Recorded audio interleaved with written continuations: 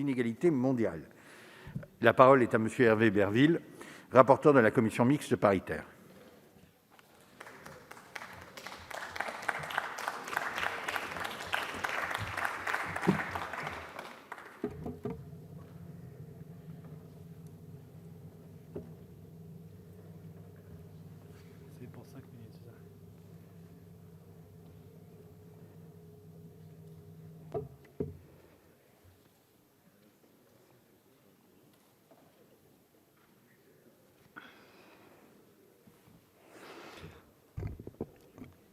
Monsieur le président, monsieur le ministre, monsieur le président de la commission des affaires étrangères, cher Jean-Louis, mes chers collègues,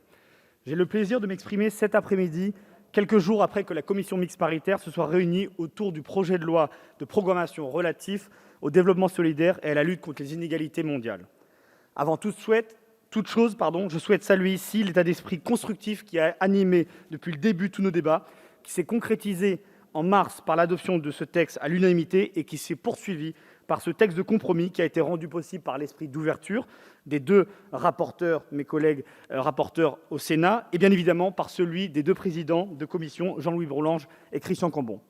Avec ce texte issu de la CMP, nous nous donnons les moyens de nos ambitions, celle de prendre toute notre part à la résolution des défis communs, au combat contre la pauvreté et les inégalités et à la réduction des fractures qui divisent nos sociétés.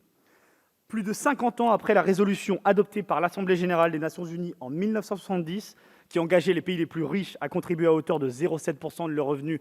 national brut en faveur de la solidarité internationale, la France, par le biais de ce texte, va enfin tenir son engagement.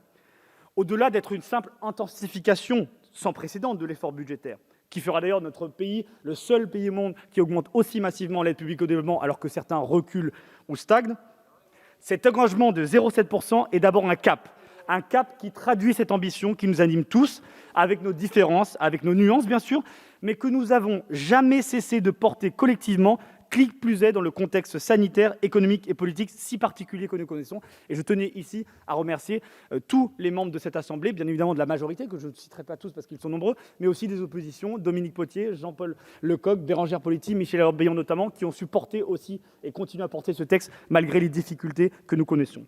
Pour être au rendez-vous de l'histoire, il ne suffisait pas seulement de fixer un cap. Nous nous devions également d'engager avec méthode les transformations nécessaires pour que notre politique de développement puisse répondre aux nouvelles réalités. Et ce projet de loi porte à cet égard de nombreuses avancées. Pour la première fois, nous nous dotons d'un cadre stratégique, d'un cadre de partenariat global qui va permettre de muscler le pilotage politique, de clarifier la chaîne de commandement et de renforcer le rôle de nos ambassadeurs sur le terrain. Pour la première fois également, nous allons établir une véritable programmation budgétaire, ambitieuse, réaliste, mais qui nous permettra de cibler en priorité les pays les plus pauvres, en particulier le Sahel, et d'investir massivement dans des secteurs prioritaires tels que l'éducation, la santé, le changement climatique, notamment l'adaptation, et l'égalité entre les femmes et les hommes. Au-delà de ces moyens, c'est toute la société que nous voulons embarquer dans ce juste combat. Et ce texte marque à cet égard une étape inédite dans la reconnaissance et le soutien aux acteurs de la société civile, aux collectivités territoriales, aux membres de la diaspora, aux fondations, aux entreprises et à tous ceux qui sont issus notamment du monde de la recherche, qui ont toute leur part à prendre et toute leur place pour faire part de leur expertise et leur savoir-faire dans cette belle politique. Nous franchissons également une étape et un pas supplémentaire décisif dans la lutte contre la corruption à travers la création d'un mécanisme de restitution des recettes issues des biens mal acquis. C'est une avancée qui a été attendue depuis plus de 15 ans par tous les militants de cette cause, et notamment ici, je voulais saluer l'ONG Transparency International, et dans un triple respect de transparence, de redevabilité et d'association de la société civile, les populations spoliées verront enfin cet argent leur revenir pour améliorer leurs conditions. Il nous sera toutefois impossible de porter l'engagement et l'ensemble de ces engagements sans garantir l'efficacité et l'impact de notre action.